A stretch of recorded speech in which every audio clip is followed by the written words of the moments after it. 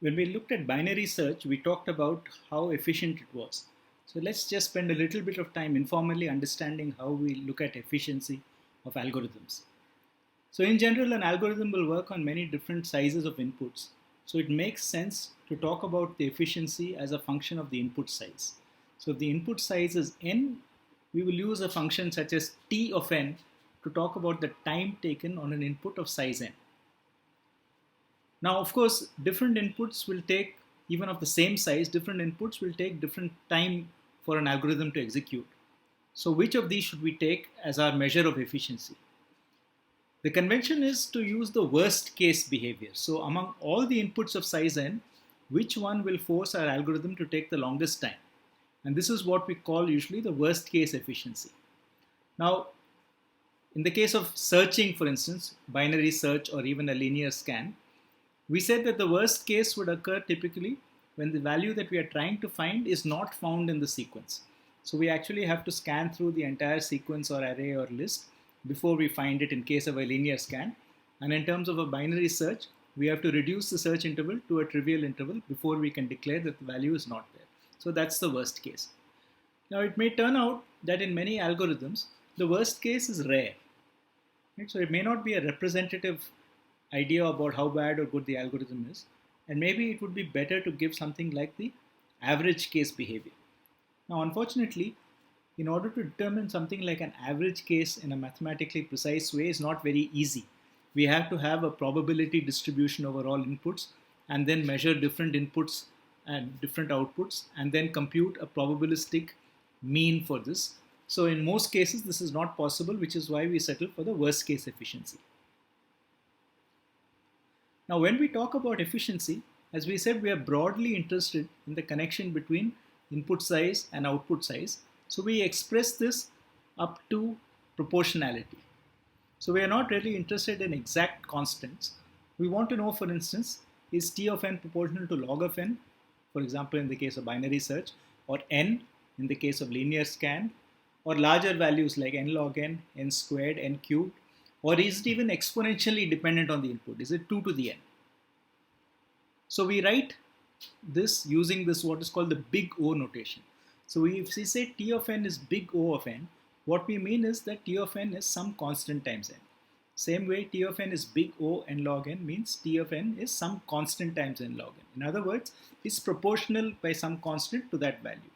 So we are not going to go into much detail in this course about how big O is defined and calculated, but it's useful shorthand to describe the efficiency of algorithms. So we will use it informally, and you can go and read an algorithms textbook to find out how it is more formally defined. So in terms of this notation, when we say that linear scan is proportional to the length of an array or a list, we can say that linear scan takes time big O of n. In the same way, for a sorted array, binary search will take time big O log of n. So here is a table which tabulates for different values of input n what would be the corresponding values of log n, n, n log n, n squared, and so on. And what we want to probably estimate is, given these values, these absolute numbers, what would be reasonable inputs that we can expect to compute within a few seconds. Now, if we type something on our computer and we don't get a response very soon, these days, we realize that something may be wrong. So let us say that we want to see the input in 1 or 2 seconds, otherwise we will deem it to be inefficient. So if we look at this, we have to now figure out how fast our computers are.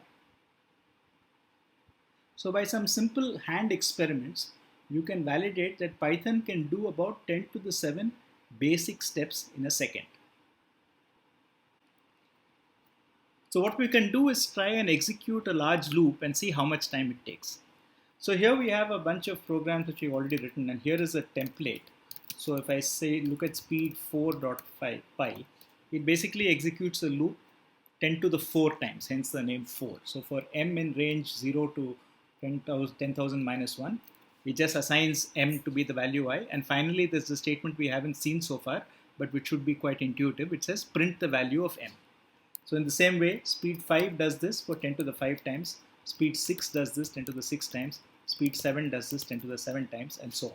So these are a bunch of scripts we have written for Python from speed 4 to speed 9.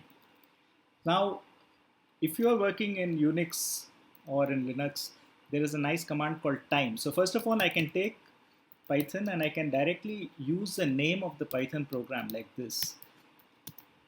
So I can say Python 3.5 and give the name of the script and it will execute it and give me the answer. But now, in addition, there is also a useful command called time. So time tells us how much time this thing takes to execute. And it typically reports this in three quantities: real time, user time, and system time. So what we really need to look at is the so-called user time. Okay? So it says that if I do this loop 10 to the 4 times, it takes a fraction of a second, 0.03 seconds. If I do this, on the other hand, 5 times, then it goes from 0.03 to 0.5. So it's roughly a factor of 10, as you would imagine, which is reasonable. Okay? And if I do this 0.6 times, then again it goes up, not quite by a factor of 10, but it's gone up to about 0.2 seconds almost. Okay? Now we come to the limit that we claim, 10 to the 7. So if we run speed 7.py, which is a loop 10 to the 7, it takes about 1 second. I mean, this is not a precise calculation, but if you run it repeatedly, you say that each time, because there are some other factors like how long it takes for the system to load the Python interpreter and all that. But if you just do it repeatedly, you see that 10 to the 7 takes about a second or more. So this is the basis for my saying that Python can do about 10 to the 7 operations in a second. And just to illustrate, if you actually do it for 10 to the 8, you can see it takes a very long time. And in fact, it takes roughly 10 to 12 seconds to execute. So soon we will hopefully see the output. So as you can see, 10 seconds doesn't seem to us like a very long time, but it is an enormously long time when you're sitting in front of a screen waiting for a response. So what we claim now is that something that takes a couple of seconds is what we will deem as an effective input that we can solve on our computer.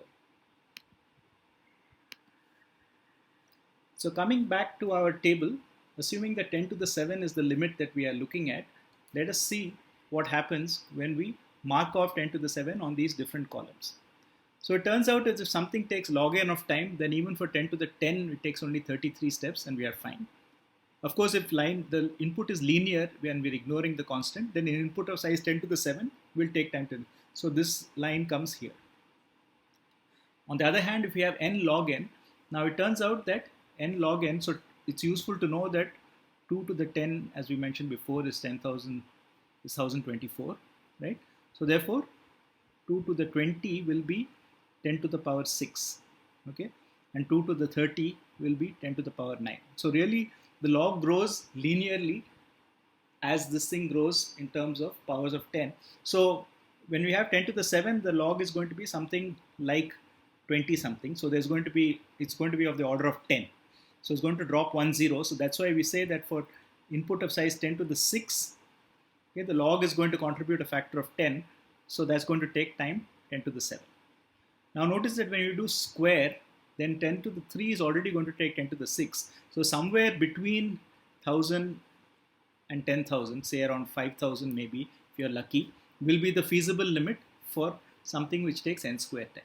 And as we go to n cubed, the limit drops from a few thousand to a few hundred. So here we have between 10 to the 6 and 10 to the 9. So somewhere between 100 and 1000, the scaling goes from 10 to the 6 to 10 to the 9. So where 10 to the 7 will be somewhere around 200 or 300.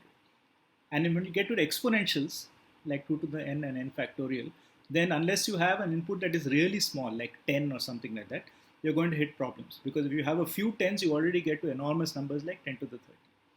So this gives us an idea that given that our system that we are working with, Python, can do about 10 to 7 steps in a second, we need to really examine this table to understand what kind of inputs will be realistic to process given the type of algorithm that we are executing.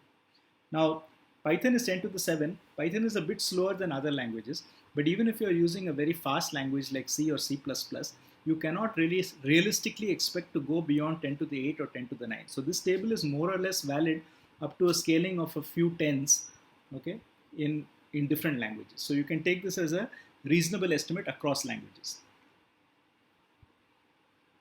So theoretically, if you look at algorithms books or complexity theoretic books, any polynomial, any dependence on n which is of the form n to the k for a constant k is considered efficient. So these are the so-called polynomial time algorithms.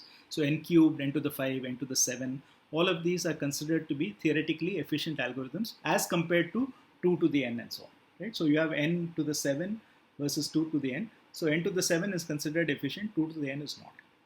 But what the table tells us, if you look at the previous table, is that even n square has a very severe limit, right? We can only do about 4 to 5,000 things. So if we are doing something in n squared time, we can't process something larger than a few thousand. Now, many of the things that we see in real life, like if we have a large spreadsheet or if we have anything like that and we want to sort it, then it's very likely to have a few thousand entries. Right? So supposing even if you want to just look at all the employees in a medium-sized company or all those children in a class in a school or something like that, a few thousands is not at all a large number. So therefore, what we see is that if you go beyond that, an n-squared algorithm would take enormously long time to compute. So really we have to think very hard about what are the limits of what we can hope to do, and that's why it's very important to use the best possible algorithm, because by using something which is better, you can dramatically improve the range of inputs on which your algorithm works.